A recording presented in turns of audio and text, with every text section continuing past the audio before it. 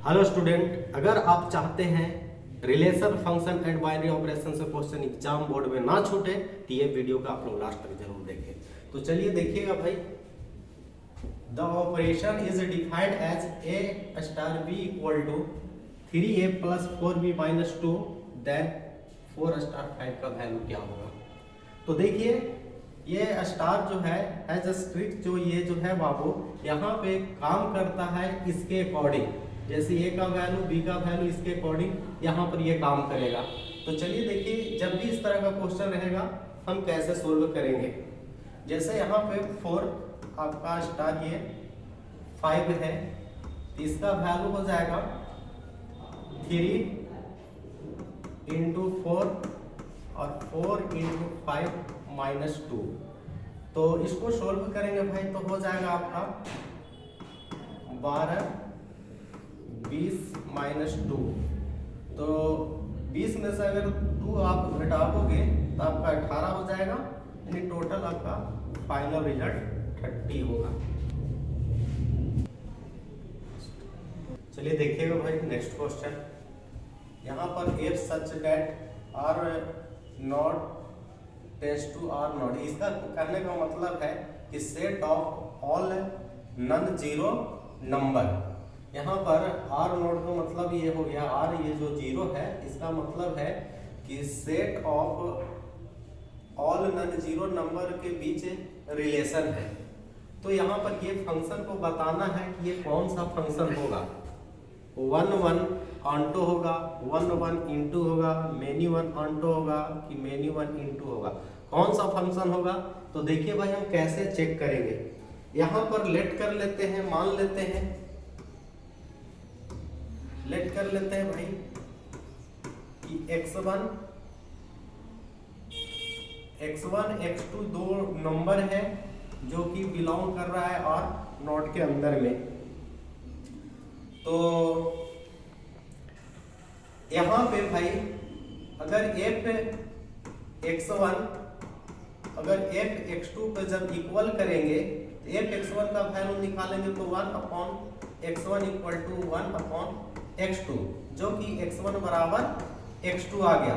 जब ये फॉलो अगर करता है तो यहाँ पर क्या हो जाएगा कि f इज 1 फंक्शन। और अगर यहां पर थोड़ा एक बात और ध्यान दीजिएगा, अगेन फिर से इसको थोड़ा सा आप देखते हैं कि यहां पर fx इक्वल टू 1 अपॉन, अगर x है तो fx का मतलब y होता है, y equal to 1/x, x का वैल्यू हो जाएगा 1 अपॉन y। जब x का वैल्यू वापस अगर यहां पर रखेंगे, जब x का वैल्यू ये वाला रखेंगे यहाँ पर x का वैल्यू यहाँ पर, तो देखिए f of 1 upon y equal to 1 upon 1/y। जब ये रखेंगे बाबू तो इसका वैल्यू y आ गया। तो यहाँ पर जैसे ही जब ये रिटर्न y कर जाए तो वो समझ लीजिए कि यहाँ पर क्या होगा, f जो होगा f इज ऑन्टो फंक्शन। जब ये दोनों के जब मिलाएंगे तो क्या हो जाएगा 1 1 एंड ऑन्टो फंक्शन। ये जो होगा बाबू fx equal to 1 upon x जो होगा सो 1 1 ऑन्टो फंक्शन होगा। तो चलिए अब नेक्स्ट क्वेश्चन देखिए। चलो देखना बाबू, यहां पर है let a equal to set of 1 2 3 the total number of discrete relation that can be defined। तो देख लीजिए भाई, हम एक रूल यहाँ पे बताते हैं, इस तरह का क्वेश्चन तुम कैसे बनाओगे। जैसे एक रिलेशन है a to b, एक रिलेशन है बाबू a to b। तो यहाँ पर नंबर ऑफ, जब सेट a का एलिमेंट को हम n मानते हैं, नंबर ऑफ सेट b का एलिमेंट को हम m मानते हैं, तो टोटल नंबर ऑफ रिलेशन या टोटल रिलेशन आप यहां पर लिख सकते हो भाई कि total relation equal to rule हो जाएगा 2 इंटू इंटू एम पावर। तो यहाँ पर देखिए भाई कि सेट ए दिया हुआ है, क्या दिया हुआ है, सेट ए दिया हुआ है। तो यहाँ पर देखिए कि अगर टोटल अगर आप रिलेशन निकालना चाहते हैं तो यहाँ पर क्या कैसा रिलेशन है, रिलेशन है ए टू ए के बीच, ए से ए के बीच रिलेशन है बाबू। तो यहाँ पर सेट ए में भी देखा जाए तो नंबर 3 ही है और सेट बी में भी नंबर 3 ही है। तो यहाँ पर हो जाएगा बाबू टोटल रिलेशन इक्वल टू 2 के पावर 3 इंटू 3 यानी 2 के पावर 9। ये आपका फाइनल रिजल्ट होगा। एग्जाम में इस तरह का क्वेश्चन छूटेगा नहीं भाई। तो क्वेश्चन की देखिए भाई, ये रिलेशन का क्वेश्चन है जो कि बेहतरीन क्वेश्चन है। इसको एग्जाम में इस तरह का क्वेश्चन 100% आती है। तो चलिए देखिएगा, एक ए इक्वल टू सेट ऑफ 1 2 3 यानी सेट के अंदर में 1 2 3 जब एलिमेंट है और एक रिलेशन ये दिया गया है और यानी इसमें आपको बताना है कि ये रिलेशन कौन सा रिलेशन है। तो चलिए चेक करते हैं भाई। जैसे आपको रिफ्लेक्सिव के लिए अगर 1 2 3 है तो आपको रिफ्लेक्सिव के लिए 1 1 भी होना चाहिए, 2 2 भी होना चाहिए, 3 3 भी होना चाहिए। तो भैया इसमें 1 1 भी है, 2 2 भी है और 3 3 है। तो ये पक्का है भाई कि ये आपका रिफ्लेक्सिव है।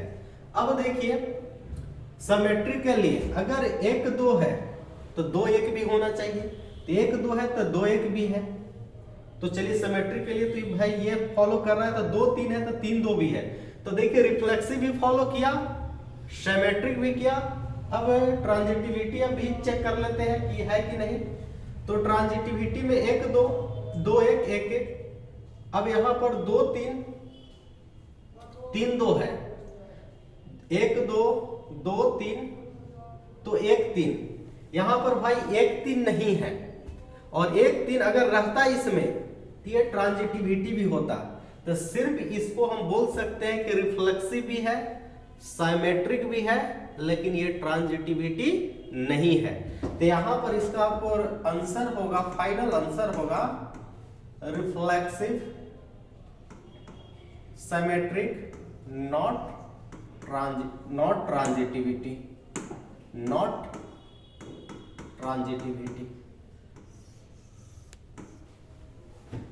तो चलिए देखिए कंपोजिट फंक्शन का क्वेश्चन है, तो ध्यान से समझिएगा। गॉफ ऑफ एक्स का वैल्यू निकालना है। तो हम गॉफ ऑफ एक्स को डिफाइन करके लिखेंगे बाबू जी ऑफ एफ एक्स। तो यहां पर देखिएगा भाई जी एफ एक्स का वैल्यू क्या है, 8x क्यूब है। एफ एक्स का वैल्यू 8x क्यूब है। अब जी के लिए एक्स का काम कर रहा है भाई 8x क्यूब। तो यहां पर 8x क्यूब रखेंगे तो मेरा फाइनल रिजल्ट हो जाएगा 8x क्यूब के 1/3 पावर में। तो यहाँ पर 2x का होल क्यूब और इस पे पावर भाई है 1/3। तो 3 से 3 कैंसिल, इसका फाइनल रिजल्ट 2x। यहाँ पर फंक्शन है बाबू क्यू और क्यू के बीच यानी रेशनल नंबर और रेशनल नंबर के बीच यानी यहाँ पर रिलेशन है, संबंध है। तो यहाँ पे एक फंक्शन दिया गया है और यहाँ पे आपका क्वेश्चन है एफ इनवर्स वाई का वैल्यू निकालना है। तो देखो भाई इस तरह का क्वेश्चन को आप कैसे एफ इनवर्स वाई निकालोगे। तो जैसे यहाँ पर भाई अगर यहाँ पर एफ एक्स का मतलब आप लोग समझते हो, F X equal to 2x plus 3 है। तो एफ एक्स का मतलब y, एफ एक्स का मतलब y। तो यहाँ पर हो जाएगा 2x प्लस 3। तो यहाँ पर समझिएगा भाई कि 2x बराबर आप लिख सकते हो y माइनस 3। तो x का वैल्यू हो जाएगा y माइनस 3/2।